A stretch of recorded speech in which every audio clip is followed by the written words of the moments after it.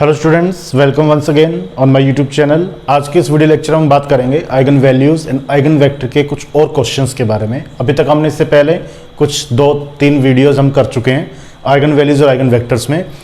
इस क्वेश्चन में जो हमारे पास आइगन वैल्यूज़ आने वाली हैं और उसके बिहाफ पर जो हमारे पास आइगन वेक्टर्स हमें मिलने वाले हैं वो थोड़ा सा डिफरेंट हैं। कैसे डिफरेंट हैं, तो चलिए शुरू करते हैं आज का ये वीडियो इस क्वेश्चन के साथ। तो find the eigen values and eigen vector of the matrix. Matrix हमें गिवन है a = 1 2 3 0 -4 7 एंड 0 0 7। हमें क्या करना है, हमें सबसे पहले यहाँ आइगन वैल्यूज फाइंड आउट करनी है। तब हम यह कहेंगे let lambda be the eigen value of a। हम मान लेते हैं कि लैम्डा जो है वो आइगन वैल्यू होगी इस a की। तो यहाँ लिखते हैं हम let lambda be the eigen value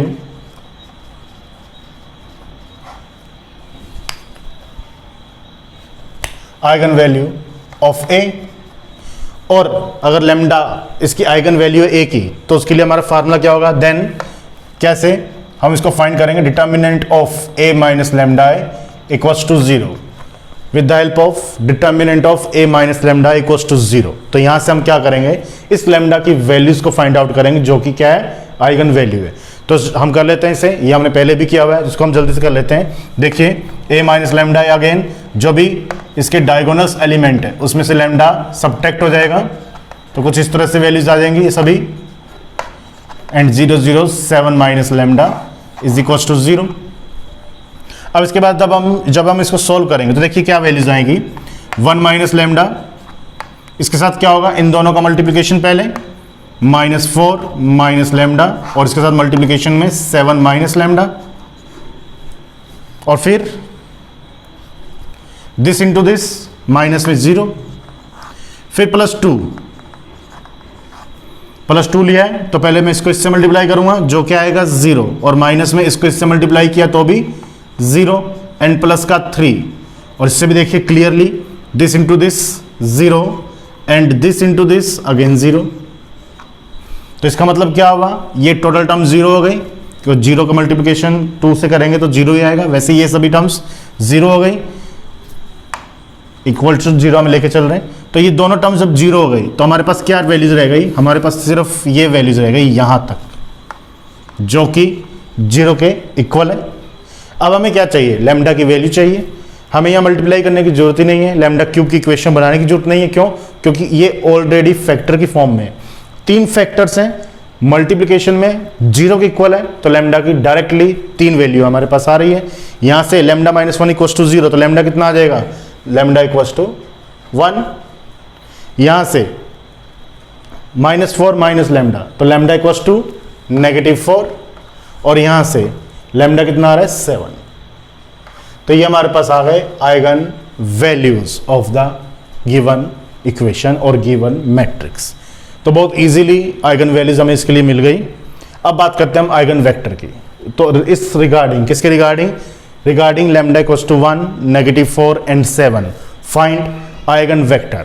और आइगन वेक्टर को फाइंड करने के लिए हमारे पास फार्मूला क्या रहता है, तो टू फाइंड आइगन वेक्टर हम क्या लिखते हैं, to find eigen vector we have to consider a matrix a minus lambda i into capital X equals to 0।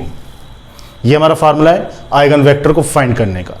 तो matrix of a minus lambda x equals to 0, तो हम इसको क्या लिखते हैं, हम इसको ये लिख सकते हैं 1 minus lambda 2 3 0 -4 negative lambda 7 0 0 and 7 minus lambda, where capital X, जैसे कि मैंने पहले वीडियोस में बताया, कैपिटल X हम लेके चलते हैं x1 x2 x3 और इक्वल्स टू 0 है, तो 0 0 0 हम इसको इस फॉर्म में लिख सकते हैं। लिख दिया हमने ये। अब देखिएगा इनका मल्टीप्लिकेशन है, लेकिन केसेस हमें अप्लाई करने हैं। तो सबसे पहले केस 1 के लिए मैं लैम्डा इक्वल्स टू 1 को लेकर चल रहा हूं यहां पे। तो केस 1 के लिए जब लैम्डा इक्वल्स टू 1 होगा, इसे दे देते हैं हम क्या, इक्वेशन, कोई ना कोई इक्वेशन दे देते हैं हम इसको। तो मैं इक्वेशन दे देता हूं इक्वेशन नंबर ए। तो व्हेन लैम्डा इक्वल्स टू 1, तो यहां से then from equation A, equation A का मतलब क्या होगा, इस लैम्डा की जगह यहां इक्वेशन 1 में ए में लैम्डा की जगह 1 हम रिप्लेस कर देते हैं। तो कर देते हैं जरा, लैम्डा की जगह रिप्लेस 1, तो देखिए क्या बनेगा, 1 - 1 0 2 3 0 -4 और -1 हो जाएगा तो नेगेटिव का 5 7 0 0 1 पुट किया तो 6 is equals to, sorry capital X आएगा और कैपिटल एक्स हमारे पास है x1 x2 x3 और इज इक्वल्स टू 0 0 0। ये हमारे पास मैट्रिक्स बनी। अब यहां से 3 लीनियर फॉर्म में हमारे पास इक्वेशन बनेगी, तो हम वो बना लेते हैं। देखिए फर्स्ट इक्वेशन आएगी 0x1 plus 2x2 plus 3x3 equals to 0। Second equation आ रही है 0x1 प्लस -5x2 तो माइनस का 5x2 plus 7x3 is equals to 0 and last है 0x1 0x2 एंड प्लस का 6x3 इज इक्वल्स टू 0। ये हमारे पास 3 इक्वेशंस आ गई। अब हमें चाहिए क्या, x1 x2 और x3 की वैल्यूज। तो देखिए जरा x1 x2 x3 की वैल्यूज कैसे होंगी, क्या फाइंड कर सकते हो आप x1 x2 और x3 को? कैसे फाइंड आउट करोगे इनकी वैल्यूज को? 0x1 फर्स्ट इक्वेशन है 0x1, सेकेंड इक्वेशन है 2x2 0x1 plus 2x2 plus 3x3, ये हमारे पास इक्वेशन है। सिमिलरली सेकेंड इक्वेशन आ रही है 0x1 5 माइनस का 5x2 प्लस का 7x3 और लास्ट इक्वेशन आ रही है 0x1 plus 0x2 plus 6x3। Clear है? अब यहां से हमें वैल्यूज फाइंड करनी है x1 x2 x3 के लिए। देखिए एक चीज जो कि हमें क्लियरली शो हो रही है इस लास्ट इक्वेशन से, अगर मैं इसको नहीं भी लिखूं क्योंकि ये दोनों तो जीरो ही हैं, इसको लिखे ही नहीं, तो देखिए आपको क्या शो हो रहा है 6x3 इक्वल्स टू 0 या फिर x3 इक्वल्स टू 0, ये तो हमें क्लियरली। तो जब x3 इक्वल्स टू 0 हमारे पास आ गया तो अब देखिएगा जो दो इक्वेशंस रह गई वो क्या रह जाएंगे हमारे पास, ये तो 0 ही हो गया, ये हमारे पास पहले से कुछ नहीं है क्योंकि मैंने वैसे ही 0 लगा दिया था। तो अब हमारे पास x3 तो 0 आ गया, तो दो इक्वेशन क्या बची, 2x2 equals to 0 and minus का 5x2 इक्वल्स टू 0, ये दो इक्वेशन हुई। x3 यहाँ से 0 आ गए तो x3 इक्वल्स टू 0, x3 0 है तो ये दोनों टर्म्स भी यहाँ से हट जाएंगी, तो इस दोनों को भी हटा देते हैं। तो डायरेक्टली ये दो इक्वेशन रह गई, दो वैल्यू रह गई, दोनों 0 के इक्वल है। इसका मतलब इन दोनों इक्वेशन से भी हमें क्या मिल रहा है, इन दोनों इक्वेशन से भी हमें क्या मिलेगा, x2 is equals to 0। Clear है? अब बात करते हैं x1 की। तो x1 की वैल्यू क्या आएगी, x2 0 आ गया, x3 0 आ गया, लेकिन x1, अब यहाँ पे बहुत सारे स्टूडेंट्स ये कहेंगे सर x1 भी तो 0 है, कहीं आपको दिख रहा है क्या x1 तो 0 होगा, क्या बात कर रहे हो? लेकिन आप कैसे कह सकते हो कि x1 0 है, x1 तो जब है ही नहीं हमारे पास, आपने तो फाइंड ही नहीं किया x1, तो x1 को 0 कैसे बोल दिया आपने? क्लियर हो रहा है? जब इक्वेशन में ही x1 नहीं है, क्योंकि x1 यहाँ है ही नहीं, x1 को मल्टीप्लाई करने पे x1 की कोई टर्म से नहीं आ रही, तो जब x1 की टर्म से नहीं आ रही इसका मतलब ये थोड़ा ना वो 0 है। आपने 0 फाइंड किया है तो वो 0 होगा, आपने तो 0 फाइंड किया ही नहीं है क्योंकि आपको मालूम नहीं है x1 क्या है। इसलिए हम x1 को क्या लेंगे, एक चीज और, कभी भी किसी भी क्वेश्चन में आइगन वेक्टर सभी 0 नहीं होंगे। मैंने पहले भी बताया है, मैं फिर बता देता हूं, कभी भी किसी भी आइगन वैल्यूज के लिए जब आप आइगन वेक्टर फाइंड करोगे तो किसी भी आइगन वैल्यूज के केस के लिए आइगन वेक्टर तीनों वैल्यू 0 नहीं होंगी, कभी नहीं होंगी। तो x2 x3 तो 0 हो गई, लेकिन x1 0 होंगी नहीं क्योंकि आपने प्रूफ नहीं किया। तब हम x1 क्या लेके चले, तब हम x1 एज्यूम कर लेते हैं k1 के इक्वल, क्योंकि फर्स्ट केस है तो हम एज्यूम कर लेते हैं late x1 equals to k1। अब यहां पे एक क्वेश्चन होगा स्टूडेंट्स का, जब x1 की वैल्यू फाइंड ही नहीं कर सकते आपने k1 क्यों ले लिया? अगर आप 0 नहीं ले सकते हो तो आपने K1 क्यों लिया? तो इसका जवाब ये है कि हमें ये नहीं मालूम कि x1 की वैल्यू क्या हो गई। हो सकता है 0, हो सकता है 1 हो सकता है 5 हो सकता है 4 हो, कुछ भी हो सकता है।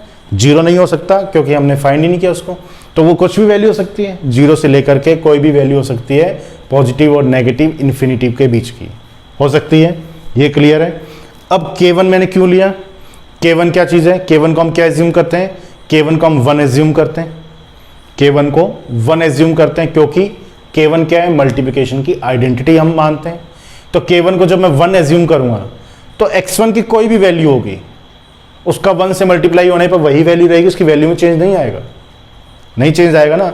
हो सकता है कि इस क्वेश्चन में x1 की वैल्यू 2 हो सकता है 0 हो सकता है -5 हो सकता है 6 हो, कुछ भी वैल्यू हो, वट एवर इट इज, लेकिन उसका हमें ये मालूम है कि उसके आंसर पे, उसके वैल्यूज पर K1 का इफेक्ट नहीं होगा क्योंकि K1 1 है और वो उसके साथ मल्टीप्लिकेशन में, और मल्टीप्लिकेशन की आइडेंटिटी 1 है और वो कभी भी चेंज नहीं होगी। इसलिए हम कहते हैं, हम मान लेते हैं कि let x1 equals to K1 and when K1 equals to 1 then x1 equals to 1। अब x1 की वैल्यू कुछ भी हो, इससे मल्टीप्लाई करेंगे वही वैल्यू आएगी, रिजल्ट कभी चेंज नहीं होगा, इसलिए हम इसको 1 ले सकते हैं। तो हमारे पास first eigen value lambda equals to 1 के लिए हमारे पास फर्स्ट आइगन वेक्टर्स आ गए। क्या? x1 is equals to 1 0 0। और ये चेक कर लीजिए, ये तीनों इक्वेशन को सेटिस्फाई करेगा ही, क्योंकि x1 तो है ही नहीं और बाकी जो दो वैल्यू है वो 0 0 ही है, इक्वल में सब 0 आएगी। तो ये था केस 1। Clear student? अब हम चलते हैं हमारे केस सेकंड पर, और जब केस सेकंड हमारे पास क्या हो, जब केस सेकंड हमारे पास हो lambda equals to -4। Case second lambda equals to -4। जब लैम्डा इक्वल्स टू -4 हो जाएगा तो इस कंडीशन में इक्वेशन नंबर ए में लैम्डा की जगह 4 पुट कर दूं। जब यहाँ -4 पुट करूंगा तो नेगेटिव नेगेटिव क्या होगा? पॉजिटिव हो गया, पॉजिटिव एंड 1 तो ये हो जाएगा 5। क्लियर? फिर यहाँ चेंज आएगा, -4 +4 क्या हो जाएगा? 0, क्योंकि वो नेगेटिव नेगेटिव पॉजिटिव हो जाएगा तो ये टर्म्स आ जाएंगे 0। और यहाँ आ जाएगा 11, तो 6 की जगह हो जाएगा 11। अब इसकी बिहाफ पर हमारी फिर से 3 इक्वेशन बनेगी। तो 3 इक्वेशन कौन कौन सी होंगी वो चेक कर लेते हैं हम। तो फर्स्ट इक्वेशन आ रही है 5x1 plus 2x2 plus 3x3 is equals to 0। Second equation आ रही है 7x3 इक्वल्स टू 0। और लास्ट इक्वेशन आ रही है 11x3 इज इक्वल्स टू 0। तो ये 3 इक्वेशन आ रही है इसके बिहाफ पर। अब स्टूडेंट्स खुद ही देख लीजिए आप, इक्वेशन सेकंड और इक्वेशन थर्ड में क्लियरली हमें श्योर है कि x3 तो 0 है ही है, इसको तो हम डिनाई कर ही नहीं सकते। From equation second and equation third we can see that easily x3 is equals to 0। 0 है। अब x3 तो 0 हो गया, चलिए हो गया। अब बात करते हैं दो वैल्यू x1 और x2 के बारे में। जब x3 0 हो गया तो ये दोनों तुम्हारे काम की नहीं है, इसका कोई यूज ही नहीं है क्योंकि x3 तो 0 है। अब हमारे पास ये इक्वेशन रह गई, इसमें हमें x1 और x2 की वैल्यू फाइंड कर रहे हैं। तो हमें क्या करना है? सिंपल सा है, ये तो 0 है, इसको इक्वल में ले जाओ, x2 की वैल्यू आ जाएगी -5/2, कैसे भी कर लो। या फिर एक केस मैंने करवाया था, कौन सा? जब लैम्डा की कोई भी दो वैल्यू सेम आ जाती है तब हम क्या करते हैं? एक वैल्यू को 0 बनाते हैं हम। इससे पहले वाले वीडियो में हमने किया था, लैम्डा की दो वैल्यू सेम आई थी तो उसमें हमें क्या किया था? एक वैल्यू को 0 बनाते हैं, x1 x2 x3 में से किसी भी एक को 0 हमने पुट करनी होती है, वो हम करते हैं। उसके बाद जो दो अननोन वैल्यूज रहती हैं उसमें से किसी एक को हमें 1 बनाना होता है, उसके लिए हम थर्ड वैल्यू को क्या पुट करें वो हमें चाहिए होता है। तो वैसे जिसको हम एक को 0 पुट करेंगे तो ऑलरेडी 0 हो गया, x3 = 0 है। अब x3 0 है, इन दोनों में से किसी एक की वैल्यू को मुझे 1 बनाना है। तो एक की वैल्यू 1 यानी x1 को अगर मैं 1 बनाना चाहूँ तो मुझे x2 की जगह क्या पुट करना होगा, या x2 की जगह वैल्यू 1 बनाना चाहूँ तो x1 की जगह में क्या पुट करना होगा वो मुझे चेक करना है। तो मैं यहाँ लिख देता हूँ क्या, अगर मेरा मन है मैं x2 को 1 आए, अगर मैं चाहता हूँ कि x2 की वैल्यू मुझे 1 मिले तो इसके लिए क्या जरूरी है? x1 की जगह मैं क्या पुट करूँ? x1 की जगह मुझे पुट करना होगा -2/5, तभी तो पॉसिबल है। -2/5 पुट करेंगे तो क्या मिलेगा? यही तो मिलेगा 1। x2 चेक कर लेते हैं, -2/5 पुट किया, 5 से 5 कैंसिल हो गया, -2 आ गया, -2 इक्वल में जाकर 2 हो गया तो 2/2 1, तो x2 1 आ जाएगा। तो ये हमारा सभी वैल्यूज आ गई। इसका मतलब सेकंड आइगन वेक्टर हमारे पास आ गए corresponding to lambda equals to -4। So the second eigen vector, और वो हमारे पास है -2/5, x2 1 और x3 0, और इंटू k2 कर देना, लेकिन k2 1 रहेगा इसलिए मैंने डायरेक्ट कर दिया। यहाँ k1 आएगा, k1 1 लिखोगे पहले आप, फिर आंसर शो करोगे। वैसे यहाँ k2 आएगा, k2 को फिर आप लिखोगे 1, because k2 is identity, k2 equals to 1 is identity for the multiplication, so that x2 equals to this. Clear? Now अब हम क्या करें, हम डिस्कस कर लेते हैं अब हमारे लास्ट केस के बारे में, और लास्ट केस हमारे पास है लैम्डा इक्वल्स टू 7। तो देखते हैं 7 से हमें और क्या कुछ अलग करना होगा। तो लैम्डा इक्वल्स टू जब 7 हम करेंगे तो देखिए ज़रा, 7 यहाँ पुट किया तो कितना हो गया यहाँ पे 1 - 7 माइनस का 6। जब 7 यहाँ पुट किया -4 - 7 माइनस का 11, और जब 7 यहाँ पुट किया तो अब की बार इसने बोल दिया कि हम तो कंप्लीट 0 हो गए, तो ये कंप्लीट 0। तब हमारे पास दो इक्वेशन रह गई, तो जो दो इक्वेशन लीनियर फॉर्म में हमारे पास रह गई तो वो आ गई कुछ इस तरह से, माइनस का 6x1 प्लस का 2x2 प्लस का 3x3 इज इक्वल्स टू 0, और सेकंड आ गया 0x1 माइनस का 11x2 प्लस का 7x3 इज इक्वल्स टू 0। अब हमें फिर से वैल्यू फाइंड करनी है x1 x2 x3 की, तो इसमें हम सिंपल इसी से फाइंड करेंगे x1 x2 x3 is equals to k3। तो x1 के लिए, क्योंकि इसमें भी हमें क्या चाहिए, ये जब भी इस प्रोसेस से हम वैल्यू फाइंड करते हैं हमें तो दो इक्वेशन चाहिए सोल्व करने के लिए, दो इक्वेशन हमारे पास है और दो ही हैं, तो कर लेते हैं। जब x1 के लिए सोल्व करेंगे तो multiply 14 minus minus plus 33, x2 के लिए जब सोल्व करेंगे 0 और माइनस माइनस प्लस का 42, और x3 के लिए करेंगे 66, ये 0 हो जाएगा। तो टोटल x1 के अपॉन में आ गई टर्म्स 47, x2 के अपॉन में आ गई 42, और x3 के अपॉन में आ गई 66 इक्वल्स टू k3। तो x1 इक्वल्स टू 47, ये मैं डायरेक्ट लिख दूं, कैसे लिखते हैं, तो डायरेक्ट हमारे पास x3 क्या आ जाएगा, x3 आ जाएगा 47 42 66, और यहाँ लगा दोगे k3, जब k3 को 1 पुट करोगे तो हमारे पास डायरेक्ट x3 यानी थर्ड आइगन वेक्टर आ जाएगा 47 42 एंड 66। और k3 को 1 क्यों पुट किया, अगर आप लोगों ने फर्स्ट टाइम ये वीडियो देखी है तो इसके लिए आपको इससे पहले वाली आइगन वैल्यू आइगन वेक्टर की 2 या 3 वीडियो जो मैंने पहले बना दी है उसको आपको देखना होगा, तब ये क्लियर हो जाएगा कि 1 क्यों हो रहा है और ऐसा प्रोसेस क्यों हो रहा है। तो ये था थोड़ा सा डिफरेंट, क्योंकि हमने यहाँ पे जो 3 केस किए, lambda equals to 1, lambda equals to -4, lambda equals to 7, तो तीनों के लिए कुछ ना कुछ नया था, तीनों के लिए नई नई वैल्यूज़ के लिए, मतलब तीनों के लिए जो आइगन वेक्टर हमने फाइंड किया वो कुछ अलग प्रोसीजर था, तीनों के लिए डिफरेंट वे से हमने फाइंड आउट किया, तो ये कुछ अलग सा क्वेश्चन था। इसके अलावा सभी क्वेश्चंस जितने भी आप लोग करोगे, आपकी कोई भी बुक हो, किसी भी रेफरेंस की बुक हो, सभी में आपको इससे ईजी काम मिलेगा। तो ये एक डिफरेंट है जो मैंने करवा दिया।